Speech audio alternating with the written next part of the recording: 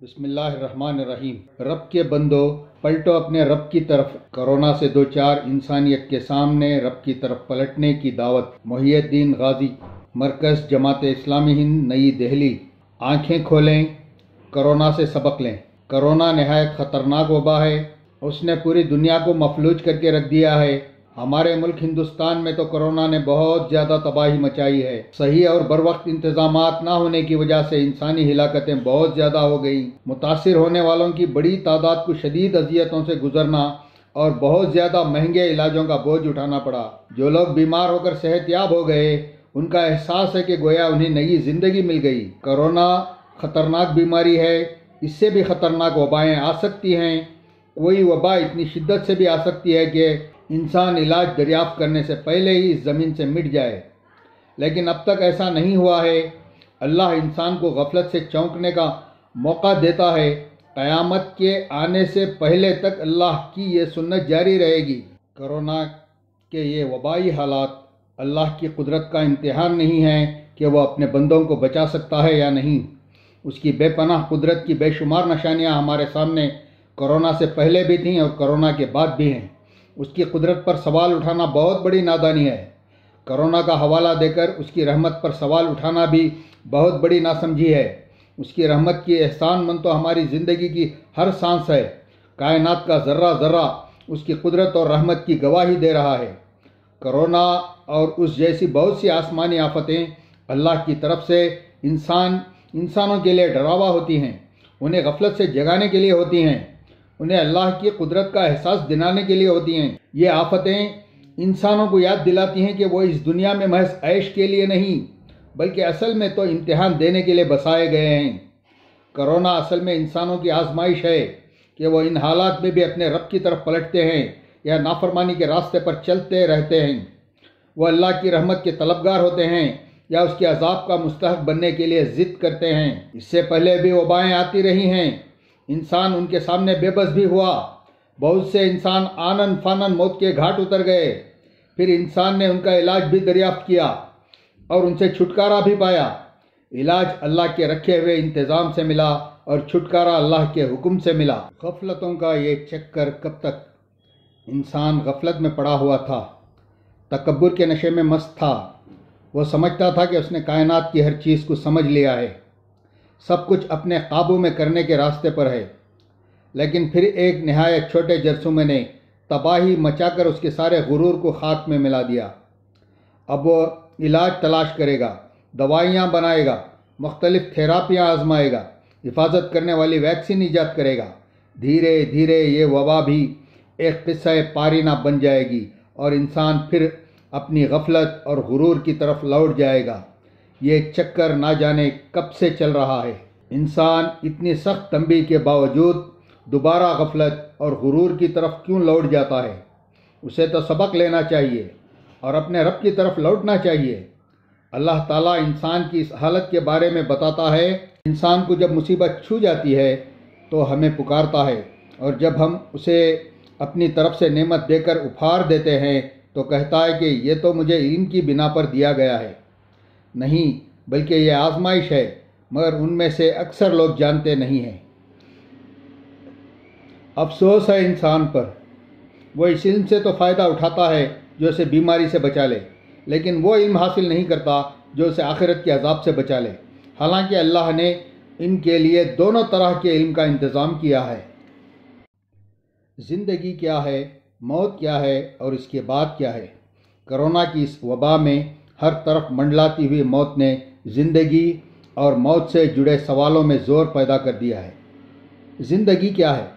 زندگی اپنے خالق کی نشانی ہے، عقل کو بالکل حیران کر دینے والی نشانی۔ اس نشانی سے غفلت برتنا انسان کو ہرگز زیب نہیں دیتا ہے۔ یہ زندگی کھلا اعلان کرتی ہے کہ انسان مکمل طور پر عظمت والے اور قدرت والے رب کے زیر انتظام ہے۔ اسی کے انتظام سے وہ زندہ ہے اور پرورش پا رہا ہے۔ انسانی زندگی ایک معمولی اور نظر نہیں آنے والے نہایت چھوٹے شکل میں شروع ہو کر مختلف انوکھے اور حیران کن انتظامات سے گزرتے ہوئے اور لحظہ لحظہ ترقی کرتے ہوئے بہترین شکل تک پہنچتی ہے۔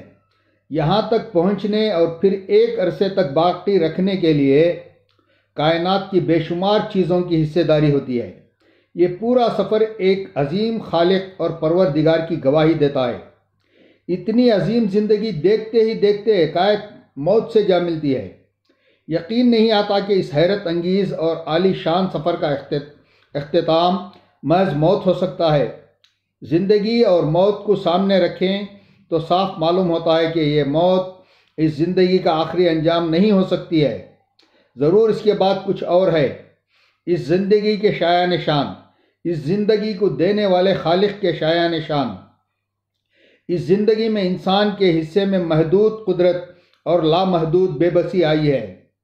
زندگی انسان کی محدودیت اور اللہ کی قدرت کی گواہی دیتی ہے، تو موت یہ بتاتی ہے کہ انسان اپنے وجود کے سلسلے میں اس قدر بے بس ہے کہ وہ اپنی بقا کے بارے میں کوئی فیصلہ ہی نہیں کر سکتا۔ موت آنے سے پہلے ہی انسان کے جسم کا لحظہ بلحظہ زوال بھی اسی بے بسی کا مسلسل احساس دلاتا ہے۔ وہی تو ہے جس نے تم کو پہلے مٹی سے پیدا کیا، پھر نطفہ بنا کر، پھر لوتھڑا بنا کر، پھر تم کو نکالتا ہے کہ تم بچے ہوتے ہو، پھر تم اپنی جوانی کو پہنچتے ہو، پھر بوڑھے ہو جاتے ہو، اور کوئی تم میں سے پہلے ہی مر جاتا ہے اور تم موت کے وقت مقرر تک پہنچ جاتے ہو۔ اور تاکہ تم سمجھو، انسان کو اس زندگی میں محدود اختیارات اور لامحدود بے بسی ملی ہوئی ہے، لیکن وہ اس محدود دائرے اختیار میں اس طرح مگن ہو جاتا ہے کہ اسے اپنی بے اختیاری کا احساس نہیں رہتا اور وہ اختیار کے گھمنڈ میں ڈوب جاتا ہے۔ کائنات کی تسخیر کا جنون پالنے والے انسان کے پاس کائنات کی نہایت قلیل خبروں کے سوا کچھ نہیں ہے۔ اس کی تمام تر ترقی نے ابھی تک کرۂ زمین میں کوئی قابل لحاظ تبدیلی نہیں کی ہے۔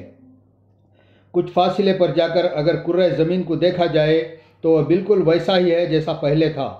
انسان اس کو کچھ نہیں بدل سکا ہے، نہ اس کی شکل کو، نہ اس کی گردش کو، لیکن انسان کا غرور ہے کہ اس نے اتنی ترقی کر لی ہے اور ایسی قوت پالی ہے کہ خدا کا وجود اس کے لیے اب کوئی معنی نہیں رکھتا، حالانکہ آج بھی وہ خدا کے سامنے اتنا ہی بے بس ہے جتنا بے بس قدیم زمانے کا انسان تھا۔ المیہ یہ ہے کہ آج کا انسان قدرت و اختیار کے جس گھمنڈ میں مبتلا ہے، قدیم انسان بھی اسی گھمنڈ میں مبتلا تھا۔ بے بسی بھی وہی ہے اور گھمنڈ بھی وہی ہے۔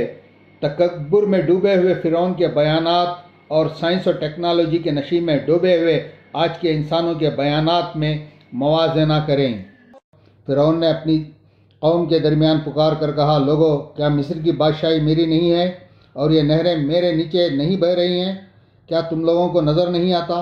فرعون نے کہا، اے حامان، میرے لیے ایک بلند عمارت بنا تاکہ میں راستوں تک پہنچ سکوں، آسمانوں کے راستے تک، اور موسیٰ کے خدا کو جھانک کر دیکھوں۔ مجھے تو یہ موسیٰ جھوٹا ہی معلوم ہوتا ہے۔ طرح فرعون کے لیے اس کی بدعملی خوشنما بنا دی گئی اور وہ راہ راست سے روک دیا گیا۔ فرعون کی ساری چال بازی اس کی اپنی تباہی کے راستے ہی میں صرف ہوئی۔ قدرت و اختیارات کے جھوٹے گھمنڈ میں ڈوبے انسان کو اللہ کی طرف سے گاہے گاہے بڑے جھٹکے لگتے ہیں جو اسے اس کی بے بسی یاد دلاتے ہیں۔ آندھی، طوفان، سیلاب، زلزلہ، قحط، وبائیں، یہ سب وہ جھٹکے ہیں جس کے سامنے انسان بالکل بے بس ہو جاتا ہے۔ زندگی اور موت امتحان کی یقینی خبر دیتے ہیں۔ نہایت بزرگ و برتر ہے وہ جس کے ہاتھ میں کائنات کی سلطنت ہے، اور وہ ہر چیز پر قدرت رکھتا ہے، جس نے موت اور زندگی کو پیدا کیا تاکہ تم لوگوں کو آزما کر دیکھے تم میں سے کون بہتر عمل کرنے والا ہے، اور وہ زبردست بھی ہے اور درگزر فرمانے والا بھی۔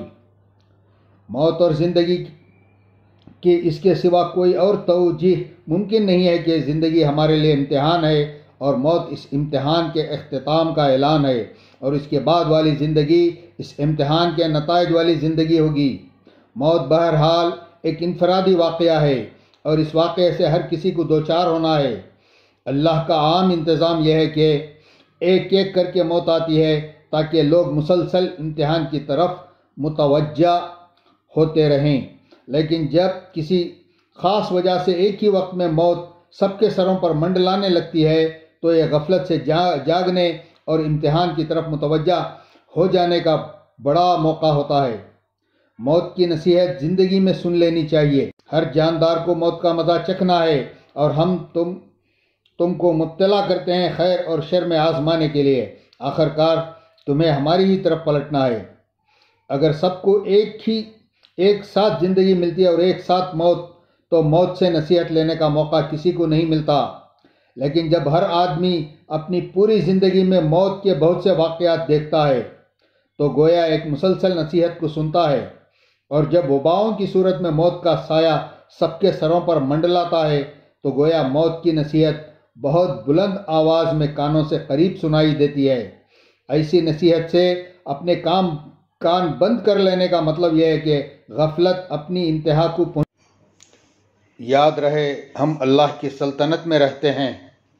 زندگی اور اس کے ساتھ روزی کے انتظامات گواہی دیتے ہیں کہ ہم سب اللہ کی سلطنت میں زندگی گزار رہے ہیں۔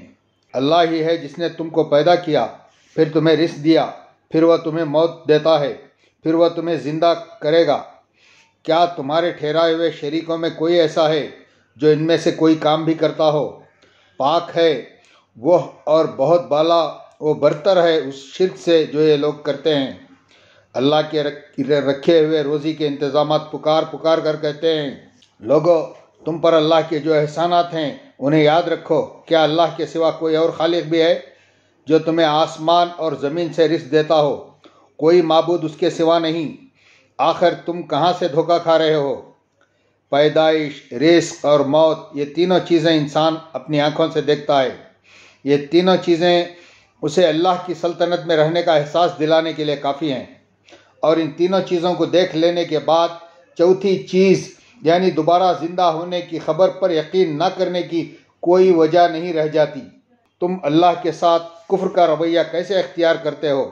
حالانکہ تم بے جان تھے، اس نے تم کو زندگی عطا کی، پھر وہی تمہاری جان سلب کرے گا، پھر وہی تمہیں دوبارہ زندگی عطا کرے گا، پھر اسی کی طرف تمہیں پلٹ کر جانا ہے۔ بیماری موت کی یاد دلاتی ہے۔ قدرت نے موت کا احساس دلانے کا ایک انتظام تو یہ کیا کہ سب کی باری باری پیدائش ہوتی ہے اور سب کو الگ الگ موت آتی ہے۔ اس طرح ہر انسان کو پیدائش سے لے کر موت تک تمام مراحل کو دیکھنے کا بھرپور موقع ملتا ہے، لیکن غفلت شعار انسان اس سے سبق نہیں لیتا، بلکہ بقول شاعر، روز و شب کے میلے میں غفلتوں کے مارے ہم بس یہی سمجھتے ہیں، ہم نے جس کو دفنایا بس اسی کو مرنا تھا۔ غفلتوں کے مارے ان انسانوں کو غفلت سے باہر نکالنے کا کام مختلف حادثات اور بیماریوں میں اسے گھیر دیا۔ اس طرح اسے اپنی زندگی میں ہی اپنی موت کو قریب سے دیکھنے کا موقع دیا۔ بیماری کے دوران اگر فہم و فراست کی آنکھ ذرا بھی کھلی ہو تو انسان اپنی موت کو دیکھ سکتا ہے۔ بیماری کے دوران جسم جس تکلیف، ٹوٹ پھوٹ اور بے چارگی سے دوچار ہوتا ہے وہ موت کی یاد دلانے کے لیے کافی ہے۔ بصیرت رکھنے والے تو جب نیند کے لیے آنکھ بند کرتے ہیں انہیں موت کے لیے آنکھ بند کرنا یاد آ جاتا ہے۔ دانا و بینا لوگ تو دوسروں کی ڈھلتی عمر دیکھ کر اپنی موت کو یاد کر لیتے ہیں، چاہے وہ خود ابھی جوانی کے دوش میں سوار ہوں۔ یاد رکھیں، موت کیسے آتی ہے یہ اہم نہیں ہے، موت سے پہلے کی زندگی کیسے گزرتی ہے وہ اہم ہے۔ امتحان موت کا نہیں، امتحان تو زندگی کا ہے۔ اسلام موت سے خوف زدہ کرنے کے بجائے موت کے بعد کی زندگی کی تیاری سکھاتا ہے۔ اگر زندگی بہترین طریقے سے گزرنے لگے تو موت کا سامنا کرنا آسان ہو جاتا ہے۔ جانے والا سکون کے ساتھ جاتا ہے اور اس کو رخصت کرنے والے اچھی امیدوں کے ساتھ رخصت کرتے ہیں۔ اللہ کی نشانیاں صحت، مرض اور شفا۔ انسان کو عام طور سے صحت و تندرستی کی نعمت سے نوازا گیا ہے۔ کبھی کبھی اسے مرض لاحق ہوتا ہے اور اکثر و بیشتر اسے شفا حاصل ہو جاتی ہے۔ یہ سب بے وجہ نہیں ہوتا ہے، اس میں بھی اللہ کی بڑی نشانیاں ہیں۔ حیرت انگیز نظام صحت۔ انسان کا نظام صحت اللہ کی بہت بڑی نشانی ہے۔ جسم کو جتنی چیزوں کی ضرورت ہے وہ سب جسم کے اندر ہی پیدا ہوتی ہیں۔ جسم کے تمام عناصر حد درجہ مناسب مقدار میں رہتے ہیں۔ ان تمام عناصر کے درمیان مطلوب باریک توازن برقرار رہتا ہے۔ جسم تمام مطلوب عناصر کو مطلوبہ مقدار میں پیدا کرتا رہتا ہے۔ جسم سے مختلف عناصر کا ضروری حد تک اخراج ہوتا رہتا ہے۔ یہ اور ایسے بہت سے انتظامات نہ ہو تو جسم کبھی صحت مند نہیں رہ سکے۔ مرض کی حالت۔ مرض انسان کو صحت کی نشانی کی طرف توجہ کرتا ہے۔ مناسب و توازن کے بگڑ جانے سے کتنے بڑے مسائل پیدا ہو جاتے ہیں۔ نہایت چھوٹا سا وائرس یا بیکٹیریا طاقت کے نشے کو کافور کر دیتا ہے اور مضبوط و توانا انسان کو بیچارہ بنا دیتا ہے۔ مرض کی حالت انسان کو موقع دیتی ہے وہ اس شدید نقاہت میں اللہ کے بخشے ہوئے صحت کے انتظام پر غور کرے۔ بھوک غذا کی قدر سکھاتی ہے اور مرض صحت کی قدر بتاتا ہے۔ موت کے آ جانے کے بعد زندگی کی قدر سمجھنے سے کوئی فائدہ نہیں ہوگا، لیکن بیمار ہو جانے پر صحت کی قدر سمجھ میں آ جائے تو انسان کو سنبھلنے کی توفیق مل سکتی ہے۔ علاج و شفا کا انتظام۔ کہتے ہیں اللہ نے ہر بیماری کا علاج بھی اس دنیا میں رکھا ہے۔ جسم کے علاج کے حیرت انگیز سامان و وسائل جسم کے اندر و باہر موجود ہیں۔ علاج کی قبولیت کا حیرت انگیز انتظام انسان کے جسم کے اندر موجود ہے۔ دواؤں اور معالجات کا پایا جانا بھی اللہ کی نشانی ہے اور انسانی جسم پر ان کا مؤثر ہو جانا بھی اپنے آپ میں حیرتوں سے بھرپور نشانی ہے۔ انسانی جسم کے اندر غذا اور دوا کی ضرورت و قبولیت کا انتظام رکھا گیا ہے اور باہر کی دنیا میں غذا اور دوا کے زبردست انتظامات کر رکھے ہیں۔ انسان اللہ کی دی ہوئی عقل و توانائی اور اس کے بخشے ہوئے دریافت و تخلیق کے راستوں سے ان انتظامات سے فائدہ اٹھاتا ہے۔ ہمارے رب نے ہماری حفاظت، صحت و علاج کے لیے کتنے انتظامات رکھے ہوئے ہیں۔ ان انتظامات کی دریافت پر اترانے اور گھمنڈ کرنے کے بجائے اپنے رب کا شکر ادا کرنا چاہیے۔ غفلت سے چونکنے کے 3 مواقع۔ پہلا موقع، انسان کے اندر موجود یہ نظام صحت ہر لمحہ اور ہر نفس اپنے خالق کی یاد دلانے کے لیے کافی ہے، لیکن انسان اتنی قریب، اتنی واضح، اتنی عظیم نشانی سے آنکھیں بند رکھتا ہے۔ دوسرا موقع، انسان صحت کا یہ زبردست نظام رکھتے ہوئے اس سے غافل رہتا ہے، نہ سبق لیتا ہے نہ شکر گزار ہوتا ہے۔ لیکن جب جسم کے اس نظام صحت میں ذرا سا خلل واقع ہوتا ہے تو یہ حقیقت کھل کر سامنے آ جاتی ہے اور اس کے دل و دماغ کو جھنجھوڑتی ہے کہ جسم کا یہ نظام کتنی بڑی نعمت تھا۔ یہ موقع ہوتا ہے غفلت سے باہر نکل کر خالق کے معرفت حاصل کرنے اور اس کی طرف پوری طور پر متوجہ ہو جانے کا۔ تیسرا موقع، اللہ کے نظام شفا سے فیض یاب ہو کر جب انسان اس مصیبت سے باہر نکل آئے تو یہ ایک اور موقع ہوتا ہے اپنے رب کی طرف پلٹنے کا۔ جدھر دیکھو نشانیاں ہی نشانیاں۔ صحت و شفا کے انتظامات کو دیکھیں تو انسانوں کے لیے زمین میں بھی نشانیاں ہیں، آسمان میں بھی اور خود اس کے اندر بھی۔ زمین میں غذا و شفا کے انتظامات ہیں، جسم کے اندر غذا و شفا کے انتظامات ہیں اور خود تمہارے اپنے وجود میں ہیں۔ کیا تم کو سوچتا نہیں؟ غذا و شفا کے انتظامات کا رشتہ آسمان سے بھی جڑا ہوا ہے اور آسمان میں تمہارا رزق بھی ہے اور وہ چیز بھی جس کا تم سے وعدہ کیا جا رہا ہے۔ اپنے رب کو پہچاننے کے لیے نشانیاں آسمان میں ہیں، زمین میں ہیں اور انسان کے اندرون میں ہیں۔ غفلت کا شیوا۔ انسان کا شیوا یہ رہا ہے کہ وہ بڑی مصیبت سے دوچار ہوتا ہے، اپنی بے بسی کو شدت سے محسوس کرتا ہے، اس کا پورا وجود اللہ کے حضور گڑ گڑاتا ہے اور پھر اللہ کی رحمت سے وہ اس مصیبت سے باہر آتا ہے تو پھر اللہ کو بھول جاتا ہے۔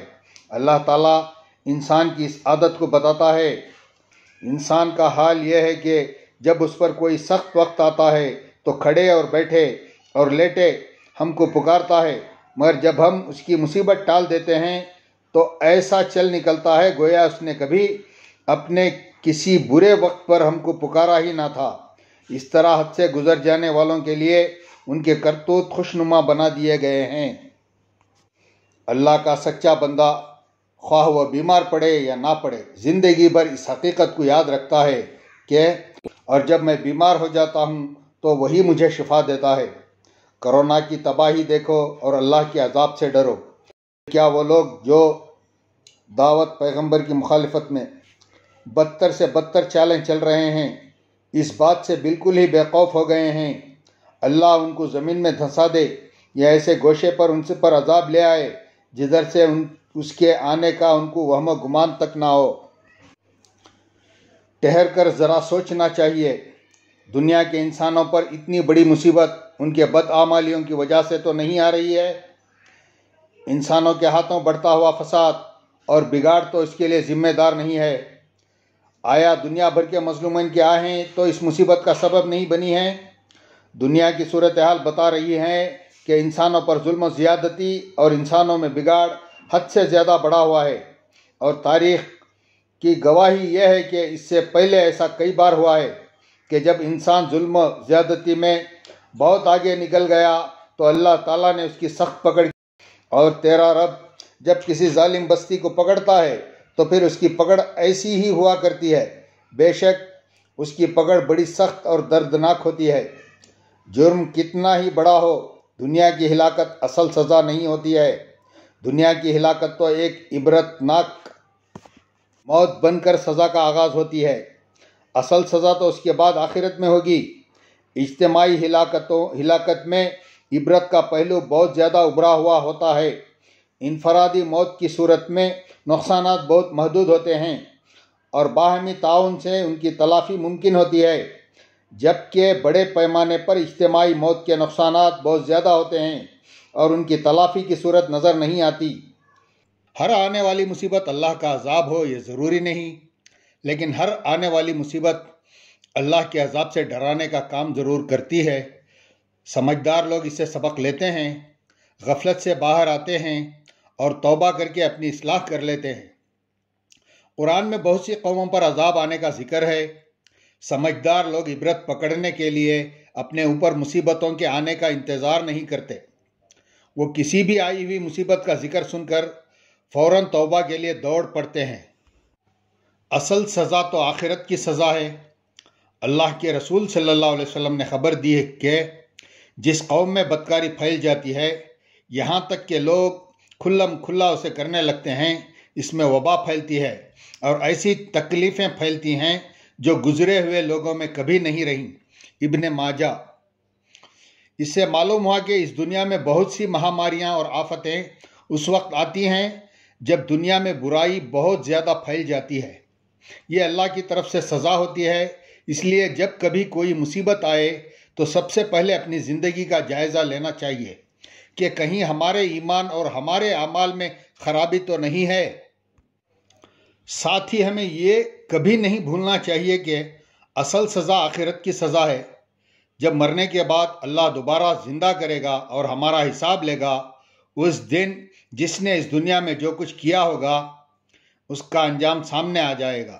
إذا زلزلت الأرض زلزالها وأخرجت الأرض أثقالها وقال الإنسان ما لها يومئذ تحدث أخبارها بأن ربك أوحى لها يومئذ يصدر الناس أشتاتا ليروا أعمالهم فمن يعمل مثقال ذرة خيرا يره ومن يعمل مثقال ذرة شرا يره۔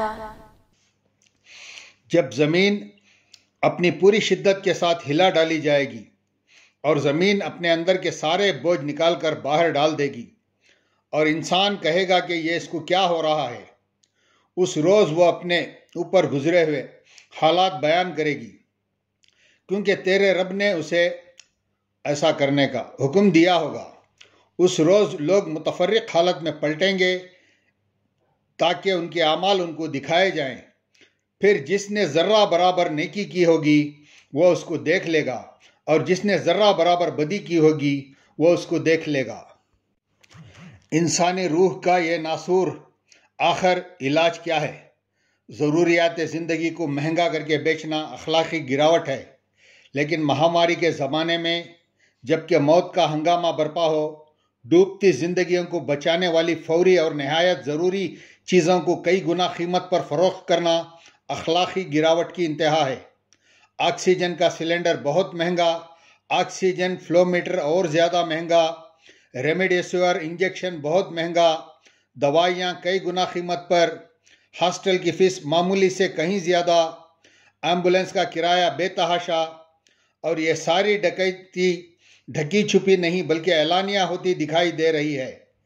سیاسی بازیگروں کے جان لیوا کھیل الگ ہیں جن کے بارے میں سوچ کر ہی گھن آتی ہے۔ ایک طرف انسان بیماری سے تڑپ رہا ہے اور ایک ایک سانس کو ترس رہا ہے، دوسری طرف انسان موت کے منہ میں پڑے انسانوں کی لوٹ کھسوٹ میں لگا ہوا ہے۔ کیا انسان درندوں سے بھی گیا گزرا ہو گیا ہے؟ زیادہ بڑی مصیبت کون سی ہے؟ زیادہ بڑا المیہ کیا ہے؟ حالات صاف صاف بتا رہے ہیں کہ انسان کی اخلاقی اور روحانی حالت نہایت تشویشناک ہو چلی ہے۔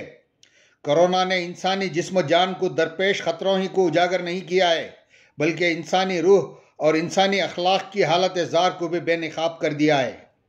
کرونا کی وبا تو آئی ہے اور آخر کار گزر جائے گی، لیکن انسانی روح کو لاحق ناسور باقی رہے گا اور بڑھتا ہی رہے گا، اور اگر اس کا فوری اور درست علاج نہیں کیا گیا تو اس کا زہر پورے سماج میں پھیلتا رہے گا۔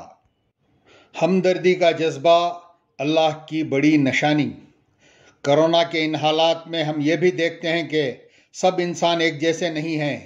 کچھ لوگ ایسے بھی ہیں جو انسانوں سے سچی ہمدردی رکھتے ہیں اور اپنی جان پر کھیل کر دوسروں کی جان بچانے میں دن رات ایک کیے ہوئے ہیں۔ ایسے ہولناک حالات میں اپنی جان ہتھیلی پر رکھ کر دوسروں کی مدد کرنے والے انسانوں کو دیکھ کر یہ یقین تازہ ہوتا ہے کہ اللہ نے انسانوں کے اندر انسانی ہمدردی کے جذبات رکھ کر انسانوں پر کتنا بڑا احسان کیا ہے، اور ان جذبات کا خون کر کے انسانوں نے اپنے اوپر کتنا بڑا ظلم کیا ہے۔ ایسے میں یہ خیال آنا بھی لازم ہے کہ ان جذبات کی حفاظت کتنی ضروری ہے، اور ان کی حفاظت کے لیے ٹھوس اور مضبوط بنیادوں کا ہونا کتنا ضروری ہے تاکہ مادہ پرستی اور خود غرضی کا سیلاب ہمدردی کے ان جذبات کو بہا نہ لے جائے۔ انسانوں کی اخلاقی سطح کا امتحان یوں تو انفرادی واقعات کی صورت میں روزانہ ہوتا رہتا ہے، تاہم اجتماعی مصائب کی صورت میں انسانوں کی عام اخلاقی سطح کھل کر سامنے آ جاتی ہے۔ عام حالات میں بھی انسانی اخلاق کی ضرورت انسانوں کو گاہے گاہے پیش آتی رہتی ہے۔ ایسے مواقع پر اس ضرورت کا احساس متعلق فرد کو ہوتا ہے، لیکن بڑی سطح پر اس کا احساس تمام لوگوں کو نہیں ہوتا ہے۔ یہی وجہ ہے کہ عام حالات میں خود غرضی پر مبنی سماج کو رواج ملتا ہے۔ خود غرضی کی چادر میں لپٹے ہوئے لوگ یہ سمجھتے ہیں کہ انہیں کسی کی ہمدردی کی ضرورت نہیں۔ ناگہانی ضرورتوں کے لیے اپنی حفاظت کا انتظام کر لینا انہیں انسانی اخلاق کی ضرورت سے بے نیاز کر سکتا ہے۔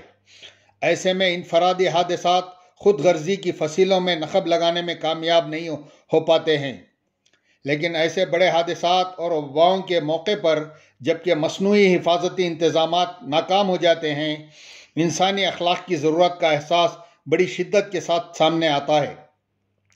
وباؤں جیسے مواقع پر عام طور سے 3 طرح کے کردار سامنے آتے ہیں۔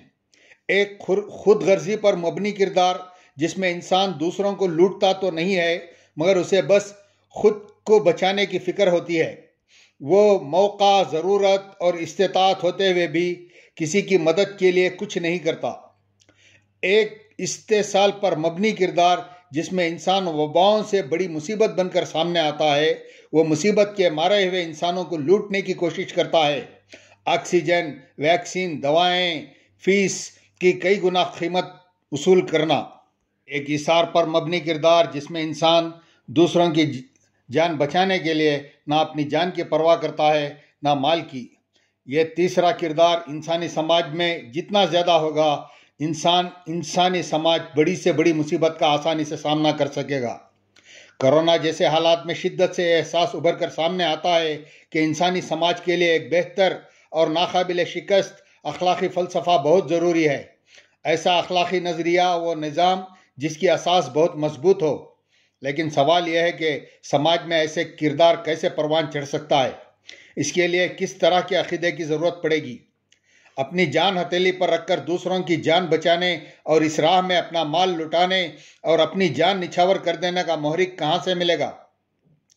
اس قربانی کا واقعی صلہ کیا ہو سکتا ہے؟ وہ کیسے ملے گا؟ کب ملے گا؟ کون دے گا؟ قانون کی آنکھوں میں دھول جھونک کر بیماری سے تڑپتے ہوئے لوگوں کو لوٹنے اور انہیں موت کی طرف ڈھکیلنے سے واقعی روکنے والی چیز کیا ہے؟ اس حیوانیت کی واقعی سزا کیا ہو سکتی ہے؟ وہ کیسے ملے گی؟ کب ملے گی؟ اور کون دے گا؟ اتنی زبردست کائنات میں کیا ان بڑے سوالوں کا جواب نہیں ملے گا؟ ان سوالوں کا جواب اسلام کے پاس ہے۔ اسلام کی تعلیم یہ ہے کہ 3 بنیادی عقیدے اعلیٰ ترین اخلاقی کردار پیدا کر سکتے ہیں۔ اکا دکا نمونے نہیں، بلکہ وہ پورے سماج کو اس کردار میں ڈھال سکتے ہیں۔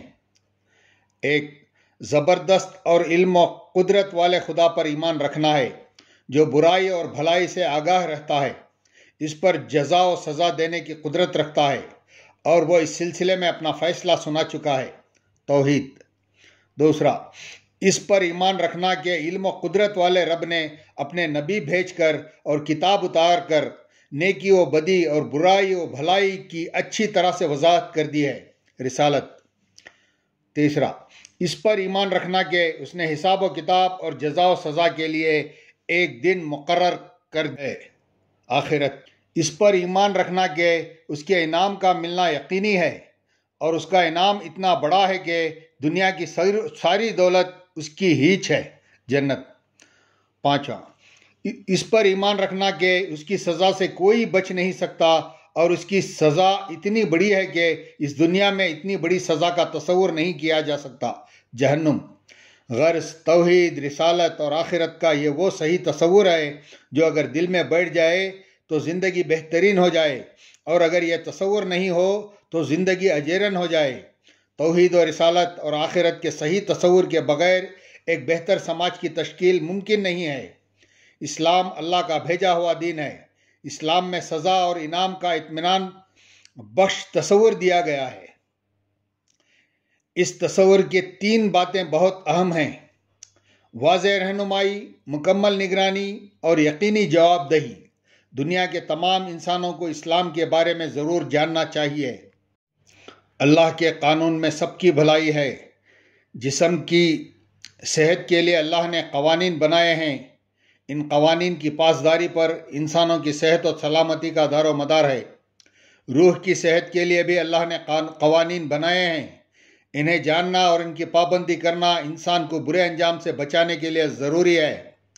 نیکی کیا ہے اور بدی کیا ہے اللہ نے صاف صاف بتا دیا ہے۔ جو لوگ اللہ کے ان قوانین کی پابندی نہیں کرتے ان کی روح پستی میں جا گرتی ہے اور وہ درندوں سے بھی بدتر ہو جاتے ہیں۔ اللہ کا بتایا ہوا قانون محفوظ شکل میں قرآن میں موجود ہے۔ قرآن سب کے لیے ہے اور اس کا قانون بھی سب کی بھلائی کے لیے ہے۔ انسان کو چاہیے کہ وہ قرآن ضرور پڑھیں۔ حقیقت یہ ہے کہ یہ قرآن وہ راہ دکھاتا ہے جو بالکل سیدھی ہے۔ جو لوگ اسے مان کر بھلے کام کرنے لگیں انہیں یہ بشارت دیتا ہے کہ ان کے لیے بڑا اجر ہے۔ اسلام امیروں کو غریبوں کا ہمدرد بنا دیتا ہے۔ کرونا کی پھیلتی ہوئی تباہی پکار کر کہہ رہی ہے کہ یہ دولت مندوں کے امتحان کا وقت ہے۔ بہت سے خاندان اپنے سرپرستوں سے محروم ہو گئے ہیں جو ان کے لیے روزی کا ذریعہ تھے۔ بہت سے خاندانوں کے کمانے والے روزگار سے محروم ہو گئے ہیں۔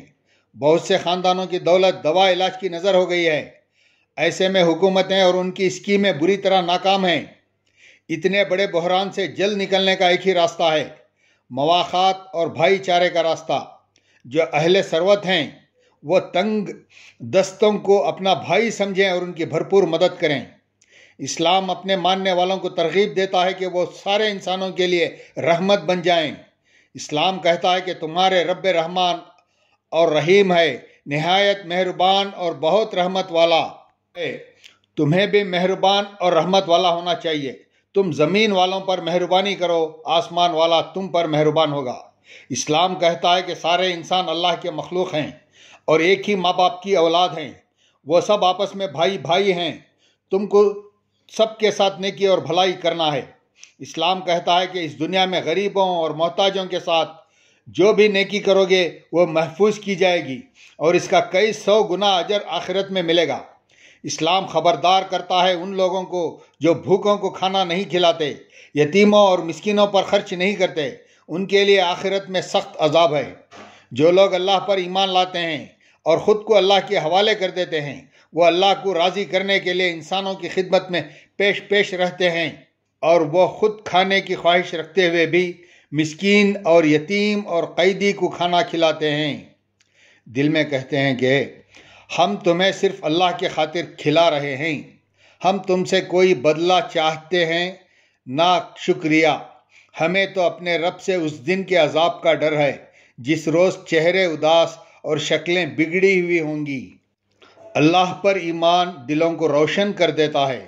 اللہ پر ایمان آسمانوں اور زمین کو روشن کر دیتا ہے، بصارتیں روشن ہو جاتی ہیں، تمام نشانیاں نظر آنے لگتی ہیں، تمام معمے حل ہونے لگتے ہیں، تمام باتیں سمجھ میں آنے لگتی ہیں، انسان کا رخ بلندی کی طرف ہو جاتا ہے، اسے بلند ترین اخلاق، مضبوط ترین کردار اور اعلیٰ ترین حکمت عطا ہوتی ہے۔ اللہ پر ایمان انسان کے دل کو روشن کرتا ہے، اس کے دماغ کو روشن کرتا ہے، اس کی زندگی کو روشن کرتا ہے، اس کے راستے کو روشن کرتا ہے، اس کی منزل کو روشن کر دیتا ہے۔